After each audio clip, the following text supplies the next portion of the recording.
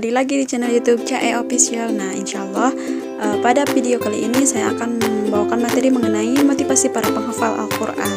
Sebelumnya, saya tidak bosan mengingatkan teman-teman, jangan lupa subscribe terlebih dahulu, kemudian nyalakan loncengnya supaya teman-teman tidak ketinggalan konten-konten berikutnya. Dan sebelumnya, saya ingin menginformasikan kepada teman-teman bahwa ilmu atau materi yang saya ambil ini dari motivator Al-Quran aku, yaitu Kak Utari Nur Amalia. Silakan teman-teman di follow akun IG-nya. Sebelumnya saya ingin bertanya kepada teman-teman semua, Al-Quran itu diturunkan di mana sih gitu ya? Pada waktu apa dan kepada siapa? Teman-teman, Al-Quran itu diturunkan kepada orang yang mulia. Al-Quran juga diturunkan pada waktu yang mulia. Kemudian Al-Quran juga diturunkan di tempat yang mulia. Maka barang siapa seorang hamba yang bertekad untuk bersungguh-sungguh mempelajari Al-Quran, maka apa yang akan diraihnya? Yaitu kemuliaan dari Al-Quran itu sendiri. Kalau berbicara mengenai para penghafal Al-Quran, sebenarnya menghafal Al-Quran ini adalah proses tarbiyah, yaitu proses membina. Ada 4 pembinaan ketika kita sedang menghafal Al-Quran. Tarbiyah yang pertama yaitu tarbiyah imaniyah, yaitu membina diri agar meningkatkan keimanan kita kepada Allah Subhanahu wa Ta'ala. Karena menghafal Al-Quran tidak mungkin dilakukan tanpa keimanan yang standar. Maka bagaimana caranya meningkatkan keimanan kita kepada Allah Subhanahu wa Ta'ala?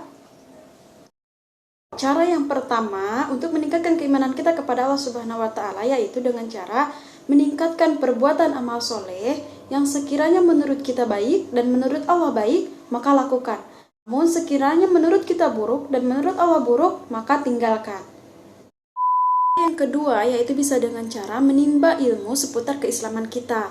Kemudian cara yang ketiga yaitu bisa bersama dengan Al-Quran itu sendiri, yaitu contohnya ketika kita mendengarkan ayat suci Al-Quran, ketika kita sedang membacakan ayat suci Al-Quran, maka dari sana akan timbul kecintaan terhadap Al-Quran, akan memotivasi kita untuk semangat belajar Al-Quran.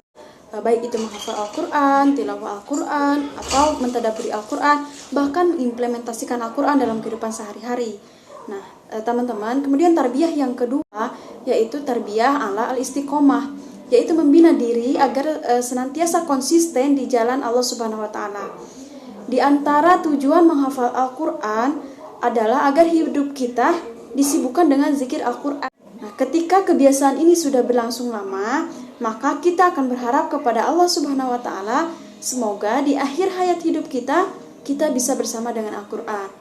Sebagaimana yang dialami oleh Sayyidina Utsman bin Affan. Nah, beliau mati syahid ketika sedang membacakan Al-Quran. Kemudian yang dialami oleh Abu Bakar As-Siddiq. Nah, beliau juga mati syahid, terbunuh ketika sedang membacakan Al-Quran pada waktu sholat.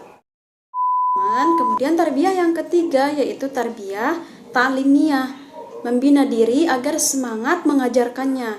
Karena menghafal Al-Quran ini adalah suatu kemuliaan yang sangat didambakan oleh kaum para salafus saleh. Nah, musibah terbesar pada saat ini, musibah terbesar di zaman ini adalah ketika seorang muslim sudah menjauhi status sebagai pengajar Al-Quran. Maka sahabatku yang dirahmati Allah, ayah dan bunda, tidak tergiurkah kita dengan sabda Rasulullah SAW, khairukum man ta'allamal Qur'ana wa 'allamah. Orang yang paling baik di antara kalian adalah orang yang belajar Al-Quran kemudian mengajarkannya. Teman-teman, kita lanjut kepada tarbiyah yang keempat. Ini tarbiyah yang terakhir yaitu tarbiyah sabat ala al-haq, yaitu membina diri agar senantiasa komitmen di jalan kebenaran. Nah, mereka para penghafal Al-Quran sudah dekat dengan Allah. Ketika seorang hamba sudah dekat dengan Allah, maka senantiasa berada dalam jalan kebenaran.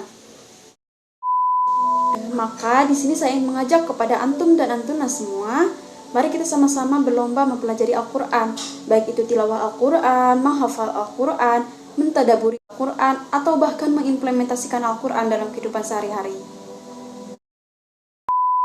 Teman-teman, terkadang kita suka lupa ya mensyukuri nikmat dari Al-Quran. Padahal kita dipilih oleh Allah menjadi hamba dari Nabi terbaik, yang darinya lah dititipkan mukjizat terbaik berupa kitab suci Al-Quran. Kitab yang dimana kita tidak bisa mengubah isinya, namun ketika kita hidup bersamanya, ia yang bisa mengubah kehidupan kita. Nah teman-teman, karena yang menjadi tolak ukur seberapa dekat kita dengan Al-Quran, maka sedekat itu pula kita dengan Allah. Sedekat apa kita dengan Al-Quran, maka sedekat itu pula kita dengan kebahagiaan.